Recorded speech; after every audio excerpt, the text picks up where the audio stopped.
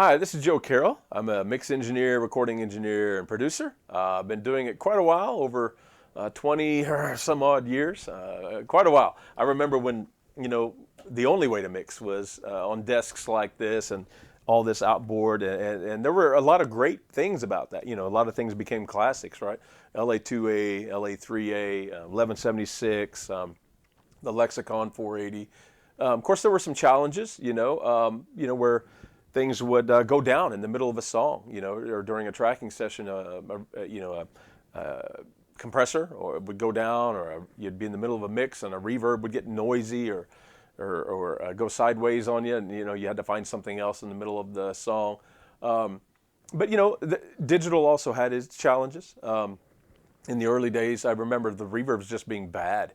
While mixing in the box, I had an effects rack, beside my desk that just had lots of great classic reverbs, Lexicon, Yamaha, TC electronic, things like that, just so I could still have the quality of sounds, that I wanted to have while mixing in the box. But, things have really came around, and now, we have great tools like, the Relab 480, which you see on the screen right here, at my fingertips, to where, one of the big drawbacks to the real Lexicon 480 was the fact that you had two engines, and that was it.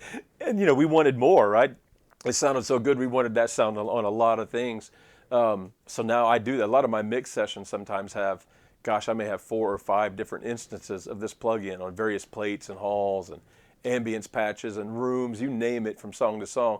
And so I can recall, like if I'm working on a record, I can recall song 1, 2, 3, 4, whatever the case may be at any step of the process, and everything opens back up instantly the way I left it, and it sounds exactly like what I remember the original hardware sounding. So there's many great things about where we're at right now.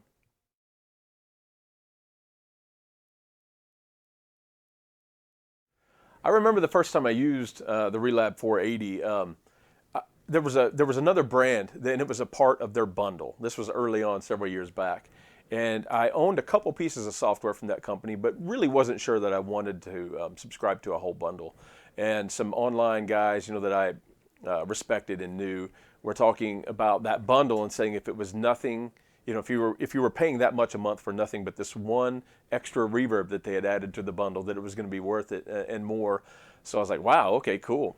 So I got it, gave it a shot, and it was like, bam, I had been missing, in the box, I'd been missing those sounds. It doesn't just, say A plate, it sounds like the A plate. It doesn't just say random hall or ambience, or whatever. Some of those names that we're familiar with from the, from the iconic unit, there were those sounds. So that was, instantly I was hooked, and I've owned it ever since.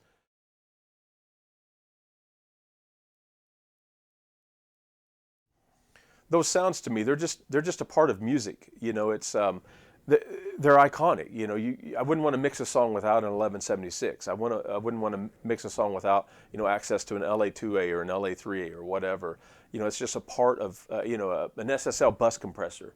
Those are just an iconic part of our recorded music history since the 80s. And to me, the Lexicon 480, it's part of that bundle. Those sounds. I need to have them. It's just that simple. So the Relab allows me to have the access to those sounds anytime I want them.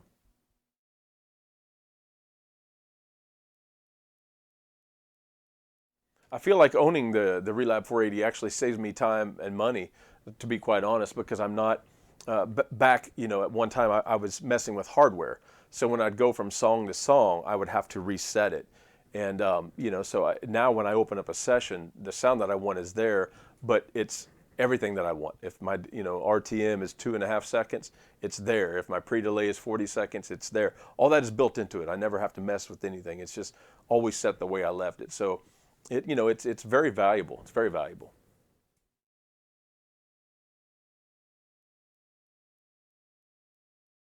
One of my favorite features is probably the fact that it responds and looks just like the hardware. I think that's really cool because a lot of younger guys, really didn't have much experience with the hardware, And so if they get used to using something like this, when they do make it, they graduate into a room like this, they get to go in, they know how to operate a 480. They know how to get around the sliders and the banks and everything else. So that's kind of I think that's kind of a cool feature, is because I think the way they were laid out was ahead of their time anyway. I mean, it was really easy to get around, and you could call up a patch, one of these iconic patches, and just go for the most part because they sounded so great right away. But if you did want to dive in, to the high end roll off, the low end roll off, the various things, pre-delay, it was all right there and really accessible. It was laid out. I think it was really laid out clever. So it's easy to bounce around and get the sound that you want if you do want to fine tune the patch.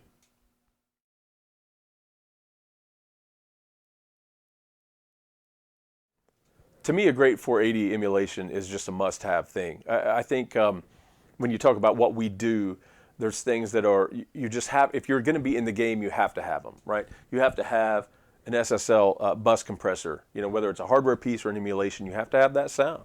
Look in the rack over here, you have to have 1176s. There's some vocal sounds and some things you just can't get if you don't have something that emulates that. LA2As, LA3As, on and on. To me, a Lexicon 480, to have a great emulation of that in the box or hardware-wise, whatever the case may be, is just a part of being in the game, right? If you're a baseball player, you have to have a bat, and I believe a 480 is part of that. Sooner or later, you're going to have somebody reference a record where that was the lead vocal sound, and you have to be able to pull that up to nail what they're looking for. So I just think it's part of being in the game is to own that sound.